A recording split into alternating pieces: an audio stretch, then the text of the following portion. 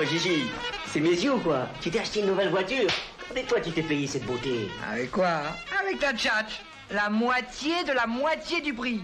Le type, je l'ai baratiné, je l'ai fait pleurer. Il m'a donné les clés à genoux. Et attends, t'as rien vu? Match de canapé.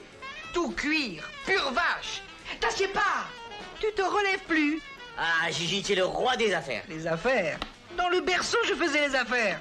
Mon biberon, je l'ai revendu à ma mère pour ma petite sœur. Et t'y as pas vu le clou? Le chef-d'œuvre. Et alors, c'est une télévision? Mais non, Francky, c'est pas une télévision. C'est une affaire. Encore? Sauf que celle-là, c'est l'affaire du siècle. Cette télévision que tu vois de tes yeux, je l'ai payée 44 francs de moins que chez Darty. Oui, monsieur. Gigi, ta télévision, tu l'as déjà fait marcher? Pourquoi? Elle a qu'une chaîne. Oh.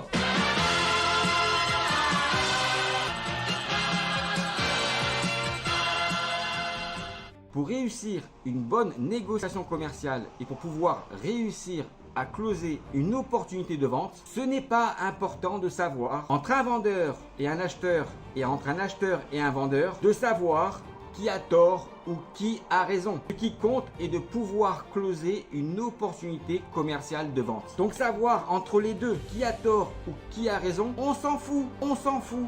Ce n'est pas ce qu'il y a de plus important. Pourquoi? Parce que pour pouvoir closer un deal et une opportunité commerciale, les deux peuvent avoir tort ou raison. Mais quand les deux ne savent pas comment fonctionnent les 4 éléments les plus importants de la vraie confiance dans la vente, dans l'ensemble des phases et de la durée d'un cycle de vente, cela veut dire que le deal sera construit sur la défiance commerciale réciproque de l'autre. Et les deux vont essayer de devoir arnaquer l'autre pour que le deal puisse être conclu et réalisé. Ce qui est important pour les deux est de connaître le bon fonctionnement logique, naturel et humain du mécanisme du fonctionnement de la vraie confiance dans la vente des 4 éléments les plus importants pour pouvoir gagner une opportunité commerciale en respectant le bon fonctionnement de la vraie confiance dans la vente. C'est cela qui est important pour les deux. Pour le vendeur, de savoir contrôler quelle confiance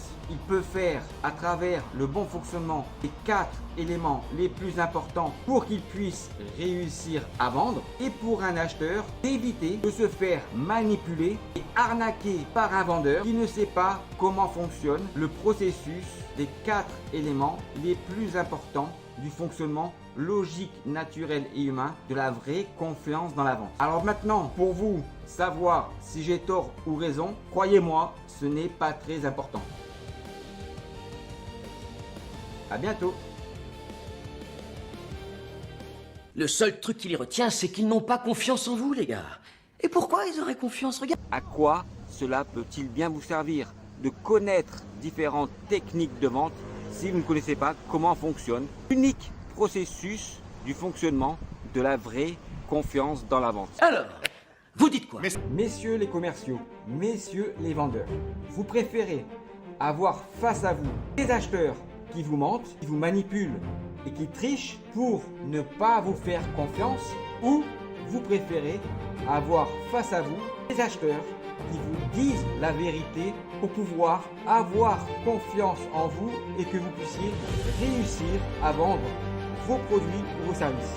Alors, vous choisissez quoi? Voilà exactement à quoi sert le bon fonctionnement pour un commercial et pour un vendeur de connaître comment fonctionne la vraie confiance dans la vente, des variations des 4 éléments les plus importants pour un acheteur dans les différentes phases et étapes d'un cycle de vente. Que vous, les commerciaux et les vendeurs, puissiez contrôler la confiance que vous pouvez accorder à vos acheteurs pour qu'ils puissent acheter vos produits et vos services. Voilà exactement à quoi sert de connaître et de comprendre le fonctionnement du mécanisme logique, naturel et humain de la vraie confiance dans la vente pour un commercial ou pour un vendeur.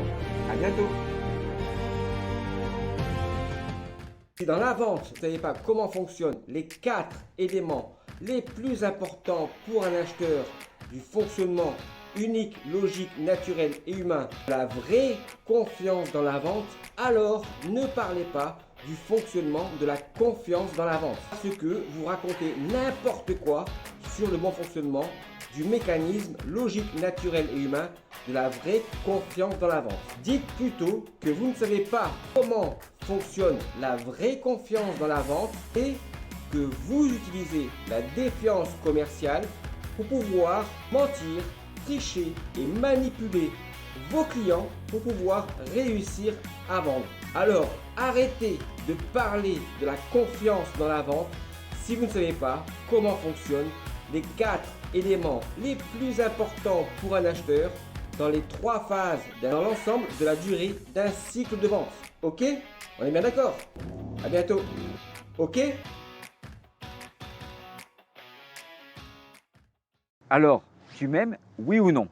Voilà en réalité la question qui pourrait résumer la vente. Mais en fait, il faut bien comprendre comment cela fonctionne pour pouvoir justement obtenir la confiance de vos clients. Et ce que j'ai pu comprendre, c'est qu'il y a un doute que connaissent bien les sportifs, c'est la peur de gagner. La peur de gagner fait perdre des opportunités commerciales, comme pour les sportifs de haut niveau. Et les vendeurs qui utilisent la défiance commerciale, c'est-à-dire qui vont devoir être obligés de pouvoir mentir, tricher et manipuler pour essayer de ne pas perdre un deal, augmentent en réalité le risque de perdre ces deals par rapport à un vendeur qui utilise le bon fonctionnement de la confiance pour pouvoir gagner ces deals. Et pourquoi il y a cette différence? Parce que justement, un vendeur qui connaît le fonctionnement de la confiance pour pouvoir gagner ses deals saura dire non à ses prospects pour les bonnes raisons. Alors qu'un commercial qui utilise la défiance pour pouvoir gagner ses deals en trichant, mentant et manipulant dira toujours oui